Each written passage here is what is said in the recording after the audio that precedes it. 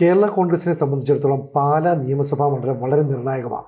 കുഞ്ഞുമാണി മത്സരിക്കും, അതായത് ജോസ് കെ മാണി അവിടെ മത്സരിക്കുമെന്ന് ആ പാർട്ടിയുടെ മന്ത്രിയായിട്ടുള്ള റോഷി അഗസ്റ്റിൻ 2 തവണ പറഞ്ഞു. 2 തവണയും ജോസ് കെ മാണി അതിൽ പിടികൊടുക്കാതെ സ്ലിപ്പായി മാറുന്നതാണ് കാണുന്നത്. അവിടേക്ക് ഷോൺ ജോർജ് NDAയുടെ കാൻഡിഡേറ്റായിട്ട് വരുമെന്നാണ് കേൾക്കുന്നത്.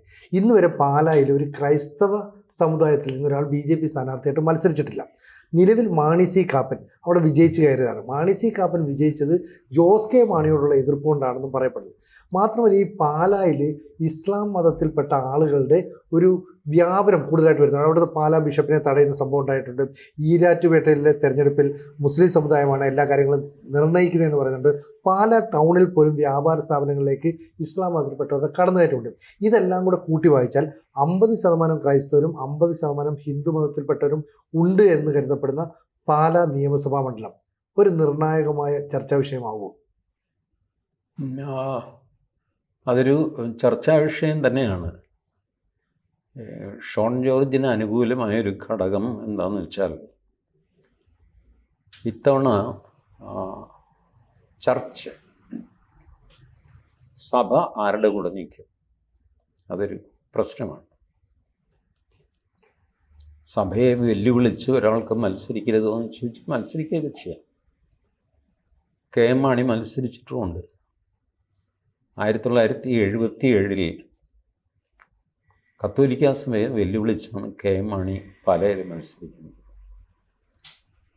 സഭയുടെ അന്നത്തെ ബിഷപ്പ് വയലിൽ പിതാവ് സെബാസ്റ്റ്യൻ വയൽ, ഡെപ്യൂട്ടി അസിസ്റ്റൻറ്റ് ബിഷപ്പ് പള്ളിക്കാപ്പറമ്പൻ, ജോസഫ് പള്ളിക്കാപ്പറമ്പൻ, ആ പേര് പള്ളിക്കാപ്പറമ്പനാണ്. ഇവർ ഓപ്പൺ ജീപ്പിൽ കോൺഗ്രസ്സിന് വേണ്ടി വോട്ട് പിടിച്ചു സഭ പാലയിൽ. എന്നിട്ട് മാണി 3000 വോട്ടിന് ജയിച്ചു.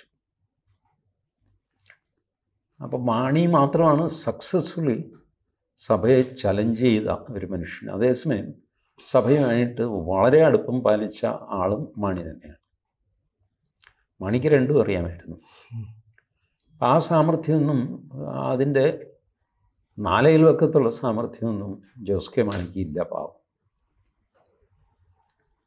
KM മാണി ജീവിച്ചിരുന്നപ്പോൾ KM മാണിയെ NDAയിലേക്ക് എടുക്കാമായിരുന്നു. അത് BJP ചെയ്തൊരു മണ്ടത്തരമാണ്. KM മാണി ആർക്കും വേണ്ടാതെയായിരുന്നു, കോഴമാണി എന്നൊക്കെ പറഞ്ഞിട്ട്. അപ്പോൾ അന്ന് ഞാൻ വയസ്സുകാലത്ത് ലോ കോളേജിൽ പഠിക്കുന്ന സമയമാണ്.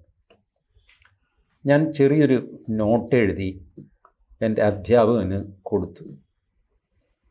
സാർ, ഇത് KM മാണിയുടെ കേസിനെ പറ്റി എൻ്റെ ഒരു വിലയിരുത്തലാണ്, സാർ നോക്കിയിട്ട് പറയണം. സാർ പറഞ്ഞു നാളെ പറഞ്ഞാൽ പോരെ. ഞാൻ പറഞ്ഞു നാളെയോ മറ്റന്നാളെയോ, എനിക്ക് തിരക്കൊന്നും, കാരണം ഞാൻ അദ്ദേഹത്തിൻ്റെ വക്കീലൊന്നുമില്ല, പഠിക്കുന്നില്ലേ ഉള്ളൂ. നെക്സ്റ്റ് ഡേ സാറിനോട് പറഞ്ഞു, 1ാം തരം ആർഗ്യുമെൻ്റാണ്, മാണി ഈ കേസിൽ കൊടുക്കാൻ പറ്റില്ല. കാരണം ഞാൻ ലോ കോളേജിൽ പഠിക്കുന്നതിന് മുമ്പ് തന്നെ നിയമം കുറേയധികം എനിക്കറിയാം. പ്രിവെൻഷൻ ഓഫ് കറപ്ഷൻ ആക്ട് ഒന്നും KM മാണിക്കെതിരെ നിൽക്കില്ല. വെറുതെ ഒരു പ്രചരണമായിരുന്നു, വെറും വെറുതെ ഒരു പ്രചരണം. എല്ലാവരും ഇട്ടുകളഞ്ഞു. ഉമ്മൻചാണ്ടി അതിനകത്ത് വലിയൊരു പ്രതിയായിരുന്നു. അതിന് കാരണം എന്താണെന്ന് വെച്ചാൽ, KM മാണി ഇടതുപക്ഷത്തേക്ക് പോകും എന്നൊരു ധാരണ വന്നു. ഒരുപക്ഷെ പോകാൻ KM മാണി മോഹിച്ച് കാണാം. ഇടതുപക്ഷത്തിൻ്റെ ഒരു സംസ്ഥാന സമ്മേളനം, എന്തോ ഒരു ബന്ധം, അതിനോട് ചേർന്ന് സാംസ്കാരിക സമ്മേളനം നടക്കും. ഈ സാംസ്കാരിക സമ്മേളനത്തിലാണ് കാല് മാറാൻ പറ്റിയ ആൾക്കാരെ വിളിച്ച് പ്രസംഗിപ്പിക്കുന്നത്. അങ്ങനെ അവർ KM മാണിയെ വിളിച്ചു. KM മാണി അവിടെ പോയി പ്രസംഗിച്ചു. ഇപ്പം KM മാണി ഇടതുപക്ഷത്തേക്ക് പോകുന്നു എന്നൊരു ചിന്തയും വർത്തമാനവും ഒക്കെ ഉണ്ടായി. അതിൻ്റെ പേരിലാണ് KM മാണിയെ എല്ലാവരും കൂടെ നാറ്റിച്ചത്. എന്തുമായിക്കോട്ടെ, അതൊക്കെ കഴിഞ്ഞുപോയി. KM മാണി സ്വർഗസ്ഥനായി, എല്ലാം കഴിഞ്ഞു. ഷോൺ ജോർജിനെ സംബന്ധിച്ചിടത്തോളം ഇപ്പോൾ അനുകൂലമായ ഒരു നിലപാട് സഭയ്ക്ക് എടുക്കേണ്ടി വരും. അത് സഭയുടെയും കൂടെ ഒരു ആവശ്യമാണ്. പ്രത്യേകിച്ച് പാലായിൽ സഭാതർക്കത്തിൽ പോപ്പുലർ ഫ്രണ്ട് ഇടപെട്ടു എന്നൊരു വാർത്ത കണ്ടിരുന്നു. അതെ. ഇപ്പോൾ പോപ്പുലർ ഫ്രണ്ടിൻ്റെ റീച്ച് എവിടം വരെ എത്തിയെന്ന് ആലോചിച്ചു നോക്ക്. ഞാൻ സിനിജിയോട് പറഞ്ഞില്ലേ ഈ പാലയെ മുസ്ലിങ്ങൾ എൻസർക്കിൾ ചെയ്യുന്ന കാര്യം. അതെ. പാലയിലെ സുഹൃത്തിനെ ഞാൻ വിളിച്ച് ആദ്യം പറഞ്ഞപ്പോൾ അവൻ എന്നെ വർഗീയവാദി എന്ന് വിളിച്ചു. പക്ഷേ 4-5 വർഷം കഴിഞ്ഞപ്പോൾ അതേ സുഹൃത്ത് എന്നെ വിളിച്ചു, നീ പറഞ്ഞത് ശരിയായിരുന്നു. അത് പാലയിൽ പോയാൽ അന്ന് തന്നെ കാണാമായിരുന്നു. ഇപ്പോഴല്ല, ഒരു 10-15 വർഷം മുമ്പ് നടന്ന സംഭവമാണ് ഞാൻ പറഞ്ഞത്. നിഷ്പക്ഷരായ ആളുകൾക്ക് ഈ ഡെമോഗ്രാഫിക് ചേഞ്ച് ഫീൽ ചെയ്യും. ഞാൻ താമസിക്കുന്ന സ്ഥലത്ത് ഡെമോഗ്രാഫി മാറുന്നത് എനിക്ക് അറിയാൻ പ്രയാസമാണ്. സിനിജി വരുമ്പോൾ മനസ്സിലാവും. കഴിഞ്ഞ തവണ വന്നപ്പോൾ ഈ കണ്ട കടയല്ല കട, അന്തരീക്ഷം മാറിയിരിക്കുന്നു. എന്നെ സമയത്തോളം വളരെ പതുക്കെയാണ് ഇത് മാറുന്നത്. അങ്ങനെയാണ് നമ്മൾ ഈ പഴയ കൂട്ടുകാരനെ കാണുമ്പോൾ നിനക്ക് കഷണ്ടി കയറിയല്ലോടാ, അവനും അപ്പോഴാണ് അവനറിയുന്നത് അവന് കഷണ്ടി കയറിയെന്ന്. കാരണം ഈ കഷണ്ടി വളരെ പതുക്കെയാണ്, ഇൻക്രിമെൻ്റലായിട്ടാണ് കയറുന്നത്. അപ്പം നമുക്ക് തിരിച്ചറിയാൻ പറ്റില്ല നമുക്ക് കഷണ്ടി കയറിയെന്ന്. ബട്ട് ഒരു 5 കൊല്ലത്തെ ഗ്യാപ്പിൽ നമ്മളെ കാണുന്ന നമ്മുടെ സുഹൃത്ത് പറയും, എന്താടാ ഇത് എന്ന് ചോദിക്കും. ഇതാണ്. അപ്പോൾ ഈ ഡെമോഗ്രാഫിക് ഷിഫ്റ്റ് ഇതുപോലെയാണ്, അറിയില്ല. അങ്ങനെ മെല്ലെ അത് മാറിയത്. പിന്നീട് പോപ്പുലർ ഫ്രണ്ട് പെട്ടെന്നൊരു ദിവസം പാല ബിഷപ്പിൻ്റെ വസതിയിലേക്ക് മാർച്ച് ചെയ്തപ്പോഴാണ് ക്രിസ്ത്യാനികൾ ഞെട്ടിപ്പോയത്. എന്നാൽ അവർക്ക് കാര്യമായിട്ടൊന്നും ചെയ്യാൻ പറ്റില്ല. ഇപ്പോഴും പാലാ ബിഷപ്പ് കല്ലറങ്ങാട്ടിനെതിരെ ഇട്ട FIR പിണറായി വിജയൻ ക്ലോസ് ചെയ്തിട്ടില്ല. ഇപ്പോഴും ഉണ്ട് FIR. അതിങ്ങനെ ഡെമോക്രാസിൻ്റെ വാള് പോലെ പാലാ ബിഷപ്പിൻ്റെ തലയിൽ നിൽക്കുന്നുണ്ട്. ഈ FIR ക്ലോസ് ചെയ്യണം എന്നുള്ളതായിരിക്കണം ഷോൺ ജോർജിൻ്റെ ആദ്യത്തെ ആവശ്യം. ഞാൻ ഈ സഭയെ എന്തെങ്കിലും കള്ളം പറഞ്ഞ് ഷോൺ കൂടെ നിർത്തണം എന്ന് ആഗ്രഹിക്കുന്നവനല്ല. അങ്ങനെ ചെയ്യുകയും ചെയ്തു. സത്യം പറഞ്ഞ് വോട്ട് പിടിക്കാം. കേരളത്തിൽ ഇപ്പോഴും രാഷ്ട്രീയത്തിൽ സത്യം പറഞ്ഞ് വോട്ട് പിടിക്കാം, കള്ളം പറയേണ്ട കാര്യമില്ല. പ്രത്യേകിച്ചും PC ജോർജിൻ്റെ മകൻ ഷോൺ ജോർജ് കള്ളം പറയില്ല. നമ്മളെന്തൊക്കെ പറഞ്ഞു കഴിഞ്ഞാലും ഉണ്ടല്ലോ, കേരള രാഷ്ട്രീയത്തിൽ കള്ളം പറയാത്തൊരു മനുഷ്യനാണ് PC ജോർജ്.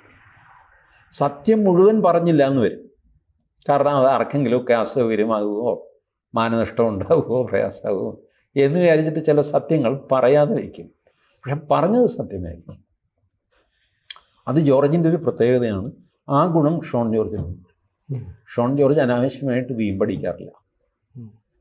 കൂടെ പത്രസമ്മേളനം നടത്താറില്ല. കൂടെ പ്രസ്താവന ഇറക്കാറില്ല. പ്രസ്താവന ടൈപ്പ് ചെയ്തിട്ട് സകല പത്രങ്ങളിൽ എത്തിച്ചു കൊടുക്കാൻ വലിയ പ്രയാസമൊന്നുമില്ല. പക്ഷെ ഇതിനൊന്നും പോകാറില്ല. കോൺട്രവേഴ്സിയിൽ ഷോൺ ജോർജ് പെടാറില്ല. അച്ഛൻ പോയി പെടാറുണ്ട്, പക്ഷേ ഷോൺ ഇതുവരെ പെട്ടിട്ടില്ല. അതൊക്കെ ഷോണിൻ്റെ പോസിറ്റീവ് ഗുണങ്ങളാണ്. ഷോൺ ആരെയും തീക്ഷ്ണമായിട്ട് വിമർശിക്കാറില്ല. ഏറ്റവും തീക്ഷ്ണമായിട്ട് വിമർശിക്കുന്ന പോപ്പുലർ ഫ്രണ്ടിനെയാണ്. ബാക്കി ആരെയും CPM പോലും വിമർശിക്കും എന്നുള്ളതല്ലാതെ ആ ഭാഷ ഒരു സ്റ്റാൻഡേർഡിൽ നിർത്തും ഷോൺ. അക്കാര്യത്തിൽ അച്ഛൻ്റെ വാക്കുകളുടെ മൂർച്ച പോലും ഷോണിൻ്റെ വാക്കുകൾക്കില്ല. അത് അളന്ന് കുറിച്ച് തൂക്കിയൊക്കെയാണ് ഷോൺ സംസാരിക്കാറുള്ളത്. അപ്പോൾ കഴിയാവുന്ന ഫ്രണ്ട്സിനെ ഉണ്ടാക്കുന്ന ഒരു ക്വാളിറ്റി ഷോൺ ജോർജിനുണ്ട്. ഇപ്പുറത്ത് അങ്ങനെയുള്ളൊരു സ്ഥാനാർത്ഥിയില്ല. ഇപ്പം ജോസ് കെ മാണി കത്തോലിക്കനാണ്. ബട്ട് സംഹൗ ഈ മാണി സാറിനെ കോഴമാണി എന്ന് വിളിക്കുകയും മാണി സാറിൻ്റെ വീട്ടിൽ നോട്ടെണ്ണുന്ന യന്ത്രമുണ്ട് എന്ന് പ്രചരിപ്പിക്കുകയും മാണി സാറ് ബജറ്റ് അവതരിപ്പിക്കാൻ ശ്രമിച്ചപ്പോൾ ഉന്തും തള്ളും നടത്തി അതിനിടയ്ക്ക് സിനിജി ആ സീൻ ഓർക്കുന്നുണ്ടോ? ബജറ്റിൻ്റെ ആ പെട്ടിയുമായിട്ട് മാണി സാർ തിങ്ങിഞ്ഞിറങ്ങി മറ്റേ MLA-മാരുടെ ഇടയ്ക്ക് ഇങ്ങനെ അങ്ങ് പോയിട്ട് 2 വാക്ക് പറഞ്ഞ് ബജറ്റ് അവതരിപ്പിച്ചു എന്ന് വരുത്തി. അങ്ങനെ ദ്രോഹിച്ച LDFൻ്റെ കൂടെ ഒരു മടിയുമില്ലാതെ LDFൻ്റെ ഭാഗത്തുനിന്നൊരു സോറി പോലും ഡിമാൻഡ് ചെയ്യാതെ അവരുടെ തിണയ്ക്ക് പോയിരുന്ന് കഞ്ഞി കുടിച്ച ആളാണ് ജോസ് കെ മാണി. അത് സ്വന്തം അച്ഛനോട് ഒരു മകൻ ആ നന്ദികേട് ചെയ്യാൻ പാടില്ല. ശരി, രാഷ്ട്രീയമാണ്, നിങ്ങളൊരു നിലപാടെടുത്തു, അതിൽ ഉന്തും തള്ളും ഉണ്ടായി, ഇതൊക്കെ ചെയ്തു. ബട്ട് ഒരു സോറി, ഒരു അപ്പോളജി പറയണ്ടേ? കെ എം മാണിയെപ്പറ്റി ഞങ്ങൾ അന്ന് നടത്തിയ വിലയിരുത്തൽ തെറ്റാണ് എന്ന് ഇന്ന് മനസ്സിലാക്കുന്നു. എത്രയോ തെറ്റുകൾ പാർട്ടി 5, 10, 50 വർഷം കഴിയുമ്പോൾ സമ്മതിക്കാറുണ്ട്. അതെ, ഇതുകൂടെ സമ്മതിക്കാമായിരുന്നല്ലോ. ജോസ് കെ മാണിക്ക് ഈ ഒരു കണ്ടീഷൻ വയ്ക്കാമായിരുന്നു. നിങ്ങൾ പരസ്യമായിട്ട് എൻ്റെ അച്ഛനെ ദ്രോഹിച്ചത് തെറ്റായിപ്പോയി എന്ന് പറയണം. മാപ്പ് പറയുകയും തലകുത്തി നീക്കുകയൊന്നും വേണ്ട. But you must acknowledge the mistake, then we will have an alliance. ഇതുപോലും ജോസ് കെ മാണി പറഞ്ഞില്ല. അത് ജോസ് കെ മാണിയുടെ ഭാഗത്തു നിന്നുണ്ടായ ഒരു ഗുരുത്തക്കേടാണ്. ആദ്യത്തെ പഞ്ചായത്ത് തിരഞ്ഞെടുപ്പ് വന്നു കഴിഞ്ഞപ്പോൾ ജോസ് കെ മാണിയെ കുറച്ച് സീറ്റ് ഇപ്പോൾ അങ്ങ് വലുതാകും എന്ന് വിചാരിച്ചു. ബൈബിളിൽ പറയുന്നതായിട്ട് ഞാൻ കേട്ടിട്ടുണ്ട്, ദൈവം ദുഷ്ടനെ പന പോലെ വളർത്തും. ജോസ് കെ മാണിയെ ദൈവം ഒന്ന് പന പോലെ വളർത്തി, തളർത്തി. ഇപ്പോൾ റോഷി അഗസ്റ്റിൻ പറഞ്ഞു കേൾക്കുന്നു, എനിക്ക് റോഷി അഗസ്റ്റിനായിട്ടൊന്നും അടുപ്പൊന്നുമില്ല കേട്ടോ. റോഷി അഗസ്റ്റിൻ മന്ത്രിസ്ഥാനം ഉപയോഗിച്ച്, അതിപ്പോൾ പറഞ്ഞിട്ട് കാര്യമില്ല, കേരള കോൺഗ്രസിൽ നേരത്തെ മുതൽ അങ്ങനെയാണ്. ഒരു മന്ത്രി എന്ന് പറഞ്ഞാൽ ഒരു അധികാര സ്ഥാനമാണ്. പാർട്ടി ചെയർമാൻ ബൈപ്പാസ് ചെയ്യപ്പെടുന്നു. അതുകൊണ്ടാണ് പലപ്പോഴും പാർട്ടി ചെയർമാനും മന്ത്രിയും ഒന്നാകുന്നത്. അതല്ല, അത് 2 സ്ഥാനം ഒരേപോലെ വഹിച്ചൂടാന്നൊക്കെ പറയും. ഇതൊക്കെയാണ് കേരള കോൺഗ്രസിൻ്റെ ഒരു പ്രശ്നം.